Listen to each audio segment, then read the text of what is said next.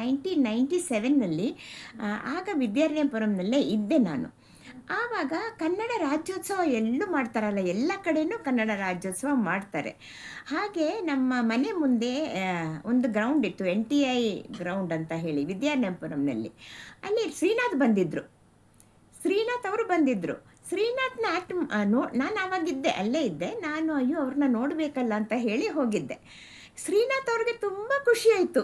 ಹಾಂ, ಹಾಯ್ ಜಯಲಕ್ಷ್ಮಿ, ಹೇಗಿದ್ದೀರಾ, ಎಷ್ಟು ವರ್ಷಗಳಾಯಿತು, ಎಲ್ಲಿ ಮಾಯವಾಗಿಬಿಟ್ರಿ ಅಂದರು. ಮೊಬೈಲ್ ಇರಲಿಲ್ಲ ಆವಾಗ, ಬರೀ ಒಂದು ಪೇಜರ್, ನನ್ನ ಪ್ರಕಾರ ಒಂದು ಲ್ಯಾಂಡ್ಲೈನ್ ಇತ್ತು, ಪೇಜರ್ ಇತ್ತು. ನನ್ನ ನಂಬರೆಲ್ಲ ತಗೊಂಡು ಆಮೇಲೆ ಅಷ್ಟೇ, ಅವರು ನಂಬರ್ ತಗೊಂಡ್ರು, ನಾನು ಅವ್ರ ನಂಬರ್ ತಗೊಂಡೆ ಅಷ್ಟೇ. ಅದಲ್ಲೇ ಸ್ಟಾಪ್ ಆಯಿತು. ಮತ್ತೆ ಒಂದು 1.5 ವರ್ಷ ಆದಮೇಲೆ ಫೋನ್ ಬಂತು ನನಗೆ, ಶ್ರೀನಾಥ್ ಅವ್ರದ್ದೇ ಫೋನ್ ಬಂತು. ಅವ್ರು ಹೇಳಿದ್ರು, ಜಯಲಕ್ಷ್ಮಿ ಒಂದು ಧಾರಾವಾಹಿ ಶುರುವಾಗಿದೆ, ಆಗ್ತಾ ಇದೆ, ನೀತಿ ಚಕ್ರ ಅಂತ ಹೇಳಿಬಿಟ್ಟು ಒಂದು ಡಾಕ್ಟರ್ ಕ್ಯಾರೆಕ್ಟರ್ ಇದೆ ಅದರಲ್ಲಿ.